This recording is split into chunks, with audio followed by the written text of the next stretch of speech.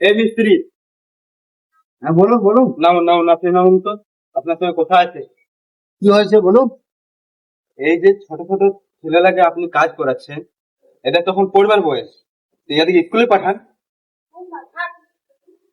এগুলো বাচ্চা ছেলে লেগে বলছেন আপনি? হ্যাঁ, এই তো পড়বার বয়স, এদের এই কখন কি বয়সে হয়েছে যে এখন থেকে এরা কাজ করছে। এটা তখন পড়বার বয়স, পড়াশোনা করে কিছু করুক। এই যে বাচ্চাগুলো দেখছেন আপনি, এগুলো কাজ করছে। এই যে ছেলেগুলো, এগুলো এখন বয়সে কি হয়েছে, আপনার দিদির যে যেগুলাকে আপনি কাজ করাচ্ছেন এদেরকে স্কুলে পাঠান। নতুন দাদা, এই যে বাচ্চাগুলোকে দেখছেন না, এরা কাজ হচ্ছে, এদের ঘরের পরিস্থিতি আপনি জানেন?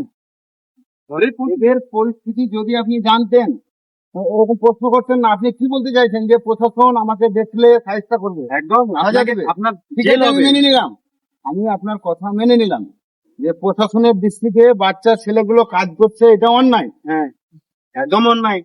দাদা এদিকে আসুন। বলছি, এই যে বাচ্চা ছেলেগুলো আছে, আপনারা বলুন যে এই বাচ্চা ছেলেগুলো যেগুলো আছে, এদের ঘরের যে পরিস্থিতি কেউ জানে? না, প্রশাসন জানে? না, সরকার জানে?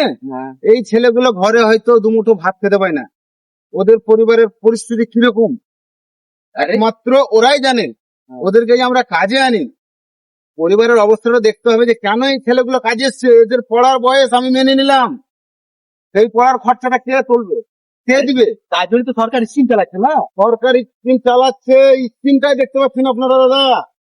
বাকি ঘরে ঘরে গিয়ে দেখছেন না, সরকার দেখে না এই বাচ্চা ছেলেগুলোকে, এদের পরিবারের কত টাকা খরচা আছে। কোন সরকার দেয় বলেন?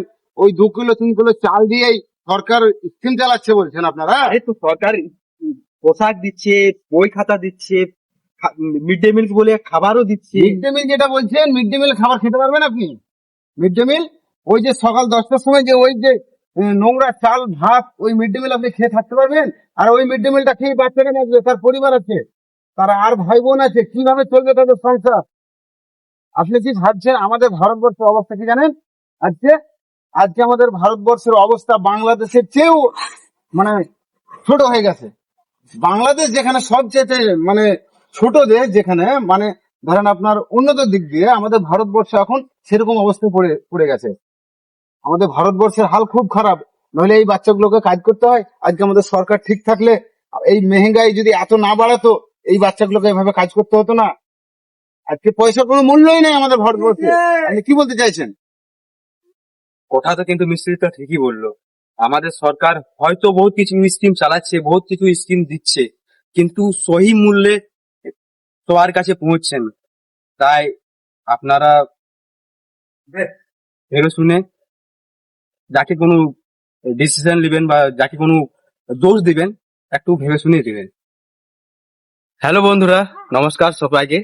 আপনাদেরকে আপনারা যে ভিডিওটা দেখলেন, সেটা আমাদের কোনো কাউকে উদ্দেশ্য বলে ভিডিওটা ছিল না, ছিল যে খালি একটা হাসি মজাকের মতন।